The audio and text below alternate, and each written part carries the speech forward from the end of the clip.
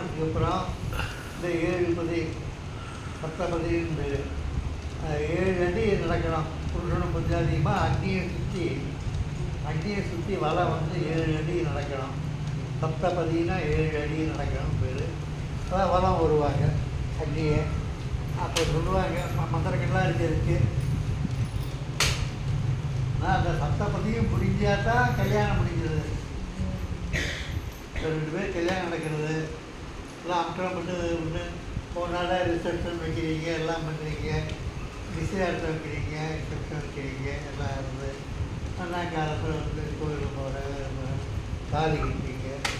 தாலி கட்டினா கல்யாணம் அப்கோர்ஸ் எல்லோரும் நக்கதை போடுவாங்க. தாலி கட்டினா அந்த கல்யாணம்னு என்ன கல்யாணம்ப்பா எப்போ கல்யாணம் பாடுவாங்கம்மா தாலி கட்டினதுக்கு அப்புறம் லக்ஷ்மி கல்யாணம்லாம் பாடுவாங்க.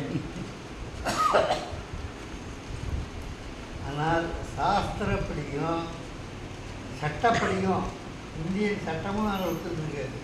சட்டப்படியும் தாலி கட்டினா கல்யாணம் தம்பதிகள் ஆகிட மாட்டாங்க, குடும்பம் ஆகிட மாட்டாங்க.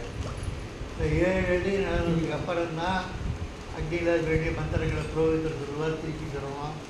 அவங்க நடந்ததுக்கு அப்புறம் தான் கல்யாணம் முடியாது. அப்படி சட்டத்திலேயே இது பண்ணுறது. தனியனுடைய விளக்கம் ஸ்ரீராம தேசிக அது தனி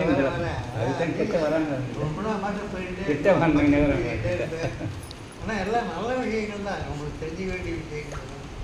ஆனால் சப்தாங்கிறது சொல்லுவேன். அதனால் வந்து சப்தாங்கிறது 7ங்கிறது சம்பிரதாயத்தில் ரொம்ப இதுக்கு வேறு 7 காண்டம், சப்த காண்டம் 7 காண்டம். ஆனால் சப்தங்கள் நிறையா இருக்குது, சொல்லிட்டே போகலாம்.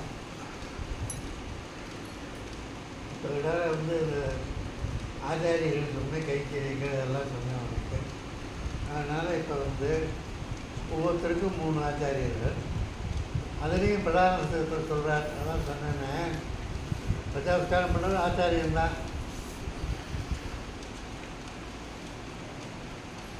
ஆனால் ஒருத்தருக்கு மட்டும் 5 ஆச்சாரியர். யார்?